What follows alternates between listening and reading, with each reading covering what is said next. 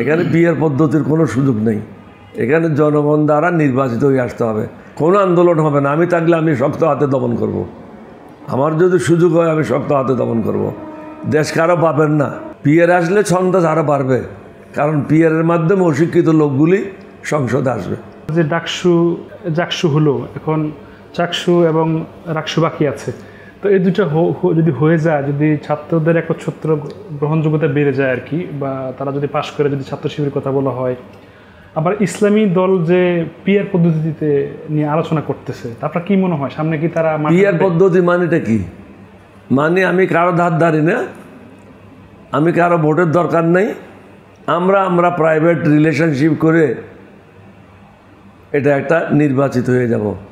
জনগণের প্রতি তাদের কোনো দায়িত্ব থাকবে না, দেশের প্রতি তাদের কোনো দায়িত্ব থাকবে না, কোনো জবাব দিয়ে থাকতে পারে। ফ্রি খাইতে চায় এতিমখানার মতো। এতিমখানার খাওয়া তো রাষ্ট্রে দেবে না। এখানে বিয়ের পদ্ধতির কোনো সুযোগ নেই। এখানে জনগণ দ্বারা নির্বাচিত হয়ে আসতে হবে। আপনি বলেন গণপ্রজাতন্ত্রী বাংলাদেশ, তাহলে পিয়ার পদ্ধতি কি গণপ্রজাতন্ত্রী বাংলাদেশের মধ্যে সম্পৃক্ত হতে পারবে? জনগণের কাছে যান, জনগণের ম্যান্ডেট নেন, তারপর দেশ পরিচালনা করেন। জনগণ যাকে ভোট দেবে সেই দেশ পরিচালনা করবে। তবে জনগণকে আমি বলবো, কারো মিষ্টি কথায় ভুলে না গিয়ে মানুষের দক্ষতা, মানুষের শিক্ষাগত যোগ্যতা এবং তিনি কতদূর ইমানদার, কতদূর বেঈমান, কতদূর মোনাফেক, অতীতের সব কর্মকাণ্ড বিশ্লেষণ করে যেন তাকে নির্বাচিত করা হয়। আচ্ছা, এমনি মনে হয় কিনা আপনার যে সামনে কি এটা নিয়ে আন্দোলন হতে পারে কিনা? যদি হয়, কোনো আন্দোলন হবে না। আমি থাকলে আমি শক্ত হাতে দমন করব। আমার যদি সুযোগ হয় আমি শক্ত হাতে দমন করব। দেশ কারো পাবেন না। যুদ্ধ করে এই দেশে বহু মানুষ শহীদ হয়ে এই দেশ স্বাধীন করেছে। সুতরাং যার যখন ইচ্ছা রাস্তায় নেমে আসবে, এটা মগের মুলুক না।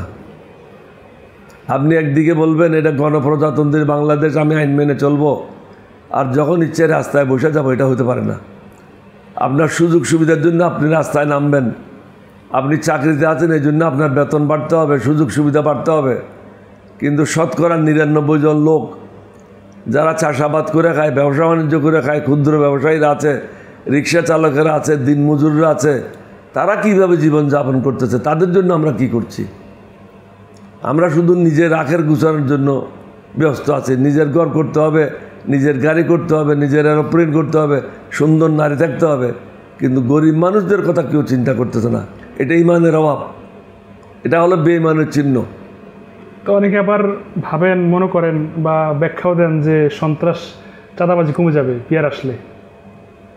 পিয়ার আসলে সন্ত্রাস আরও বাড়বে, কারণ পিয়ারের মাধ্যমে অশিক্ষিত লোকগুলি সংসদে আসবে।